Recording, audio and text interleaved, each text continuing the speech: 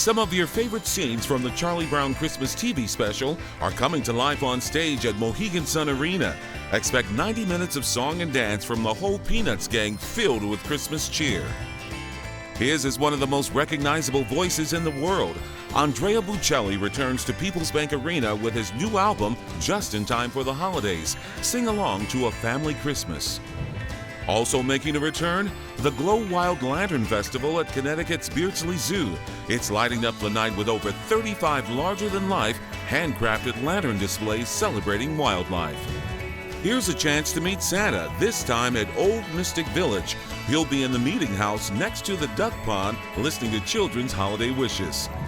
It's a Holly Trolley Christmas in East Haven. Enter the Shoreline Museum and find out who slayed Santa. A whodunit aboard an old trolley where everyone is a suspect. Prepare to lace up your snowshoes for this year's Jingle Bell Run in Madison, a festive race for charity sponsored by the Arthritis Foundation, making strides for a good cause. Then land on your tiptoes at Eastern Connecticut Ballet's The Nutcracker. Witness the Sugar Plum Fairy and Snow Fairy center stage at the Guard Arts Center in New London. And finally, head to West Hartford's Town Hall for Connecticut's largest Hanukkah celebration, a chance to focus on strength, unity, and Jewish pride while having fun at the same time. Hello and welcome to another edition of 8 Things to Do. I'm your host, Ken Houston. Joining us today is Jim Wharton with the Beardsley Zoo. Thank you very much for joining us. Thanks for having us. I understand that you guys have something exciting going on this weekend. Tell us all about it. Yeah, that's right, Ken. It's the last weekend for the Glow Lantern Festival. So the Glow Festival is something that we do every winter time. It runs on Thursday, Friday, Saturday, and Sunday from 5:30 to 9:30. And it consists of, a series of these brilliantly lit lanterns on an animal theme. You can see them all throughout the zoo. Every year, it's a little bit of a different theme with different animals. This year's theme is around aquatic and ocean animals and dinosaurs. I think every year the show gets a little bit better. This year, we've got a lot of interactives that the kids are really enjoying, everything from drums to dance floors. It really is a lot of fun. And it's beautiful to look at right now, what we're seeing here on the screen. And this event is actually taking place outside during the winter, which speaks very highly of the Beardsley Zoo. Why do you think that it continues to draw people to this area despite the climate? Well, it is a little chilly, but as long as you dress for the weather, it's a really good time. The zoo's a really beautiful place to be at night because it's, that kind of beautiful park setting is just really accentuated by these brilliant lanterns, and they are really works of art. Phenomenal designs, every one of them one of a kind. It's a really memorable evening. Now, how many different lanterns will you have out there in terms of the numerical? How many different ones will you have, and what will they actually consist of? Yeah, that's a great question, and I wish I knew the exact number, but there's literally dozens of lanterns from the moment you walk in the front door, all around the loop of the zoo, and then a whole section of interactive opportunities for kids. Like I said, dance floors and bubble machines and other things. Like I said, this year it's very aquatic themed, so you'll see a giant anglerfish. You'll see some dinosaurs. It's something you might not expect, but so far folks have really been enjoying it. And, we also have our cafe is open, our gift shop is open, so you can get a warm beverage for your walk around, take something home to remember the evening. A little cocoa and apple cider. You just may get me out there, Jim. Now, we're looking at all these different lanterns. Are these things something that is commissioned, or do you have people there on staff that create these? Kind of explain the process. Yeah, so we work with a company that does these sorts of shows with many other zoos and aquariums and parks, and they come out once a year. They all design and fabricate the lanterns themselves, and then they're on site just in case something goes, that goes amiss. If you need to, fix a generator or fix a lantern. So they're here and have been a great support for us, and it's fun to pick the lanterns every year. You see the new choices and get to make some options and arrange the lanterns in a way that tells a great story. A lot of the lanterns also have sort of signage to give you a little bit of an idea of what animal you're looking at. and what some of its, conservation concerns might be. All right, now this is going to the zoo is something for the entire family, children of all ages. Is there something specific for the for children that they can go and see and enjoy? Yeah, the kids will really enjoy those interactive features. So there is a pair of drums that they can play with that light up an entire tree. There's a really cool interactive dance floor. There's a few other different kinds of interactives where they can play along with, catching a light and doing some other, kind of fun games that are associated with the lanterns. I think the kids find the whole thing just, absolutely full of wonder and awe, and then lots of opportunities for them to play and get their energy out as well. And before we let you go, Jim, now you're the CEO of Beardsley Zoo, but I understand that you guys have just elected a new mayor there. That's true. Yeah, Logan, the Amazon River turtle, is now the official mayor of the zoo. Logan is our first non-mammal mayor, and so that's a historic first for us. And we really appreciated his sort of slow, steady approach to his campaign, which I think is really attractive to folks in all of these tumultuous times. Pun intended, right? All right. Give us the times, location, and the price of admission and your website for people to go there and Yep. find out more information. You can get tickets at beardsleyzoo.org. Tickets are $25 for adults and $23 for children, with a $2 discount for members.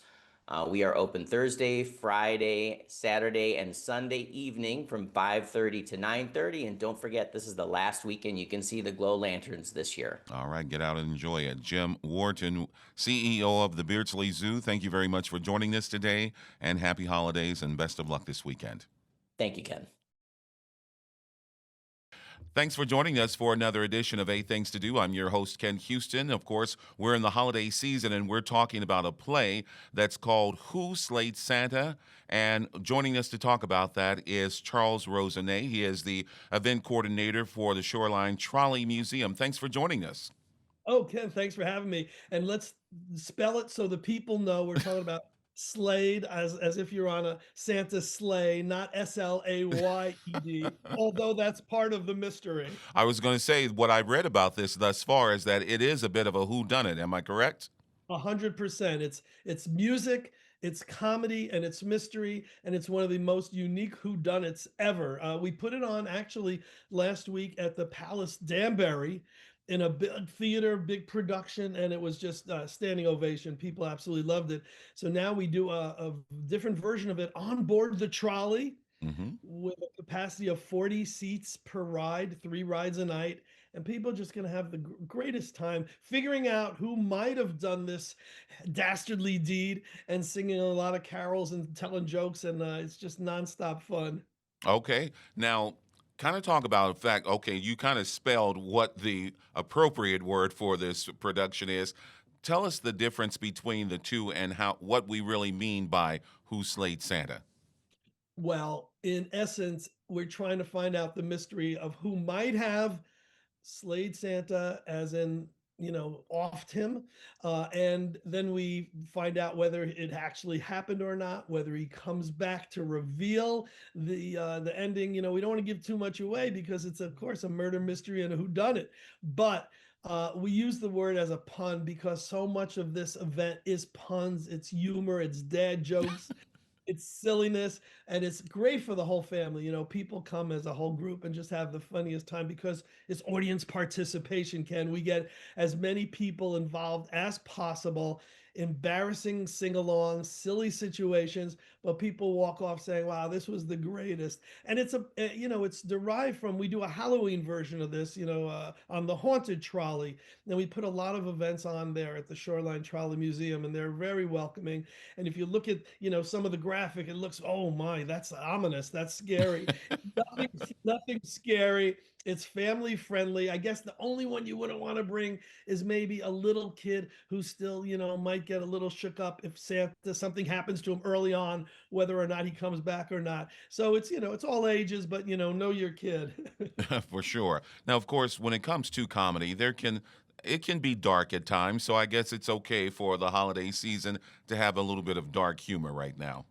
I think it's more goofy, if I'm being honest. It's more Okay. goofy than it's dark. I think when you think of the entire theme that something might have happened to Santa during the holidays, well, yeah, I guess there's a dark aspect to it. But once you get on board, I mean, we start out with the jokes right away. There's a video we show inside the museum as a prelude to the event. And then it's a 40-minute ride. You get on board, things happen going there, things happen coming back.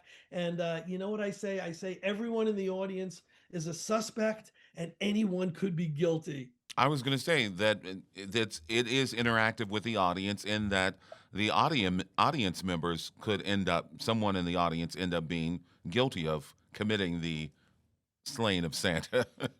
Very likely that someone will be picked out and decided by everyone. We don't decide that. That's not, I star in the show. I wrote it, I produced it, I scripted it, I cast it, and there's, more than myself in the show. But it's funny because everyone in the audience is part of the show.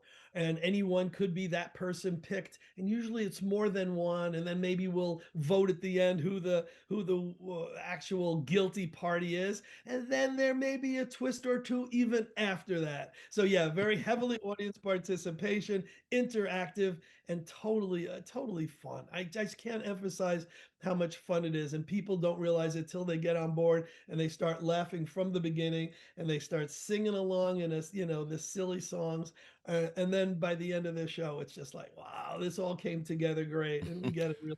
It's people love it. And that's the most important aspect of this that ends in laughter. Tell me, how did you come up with this idea? Because I think it's really brilliant. Well, thank you. So we've been doing a Halloween on board event now at the trolley for about 4 years, and each year it's really grown. It's turned into a murder mystery, but the second year it was more of a very serious. Third year, a little comedy. Fourth year, we did it this year. It was an alien invasion, Ken, and you had to figure out who on board was the hidden alien. It was hysterical. But we've really got it down to a science now, to the point where the timing is right on the trolley, which isn't that easy to do. The pre-show inside before you get on the trolley happens, and the getting everyone involved. I've seen a lot of these shows where a hypnotist finds 20 people in the audience, and then start slowly but surely he gets rid of one, gets rid of another, until it's down to the last few. And it's always the last few who are the best participants. Someone who's a pro at this can read the crowd.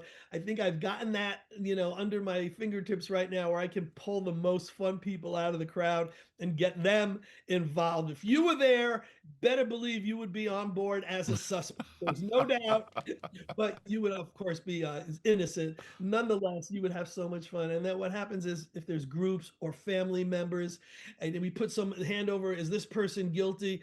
Everyone who's in their party is like going bazooties. Yeah, he's the guilty one. I probably would be the guilty one. I'm holding a grudge from Santa from 10 years old. So I'd probably be the 10 Oh, year 10-year old guilty party.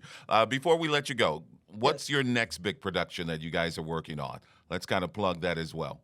Thank you. So we do a lot of paranormal investigations as a sideline, and those we take pretty seriously. I'm part of a paranormal team called the Shaman and the Showman. I'm the showman, as you can tell, and we do haunted places. We're going to be doing, we do a lot of events at the Transylvania restaurant in East Haven, including this Thursday night, this coming Thursday night. We do trivia. Other Thursday nights, we do bingo.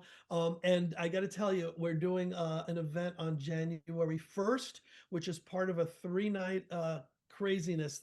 And this isn't comedy like Who Slayed Santa. The first night, it's a group called the Radicals, who are going to be talking about hidden and haunted objects. The next night, we're going to be doing a galley, where a psychic actually reads the crowd. And on the third night, we're doing an investigation inside the Cheshire Masonic Hall, which was reputed to be very haunted. So I do a lot of crazy stuff, and I promise I'll get you information on all the future events as they come up, and maybe those two will be featured on Eight Things to Do with Channel 8 and WTNH. And I love you guys, and thank you so much. All right, we're going to hold you to that. But for right now, the production is called Who Slayed Santa. It's at the Shoreline Trolley Museum. Give us the date and times and ticket information and where we can get those Great. tickets. Thank you, Ken. It's Friday and Saturday, December 12th and 13th, and December 19th and 20th. It's only 4 nights, 2 weekends, and each night there's 3 runs at 7 o'clock, 8 o'clock, and 9 o'clock. Some of those are already sold out.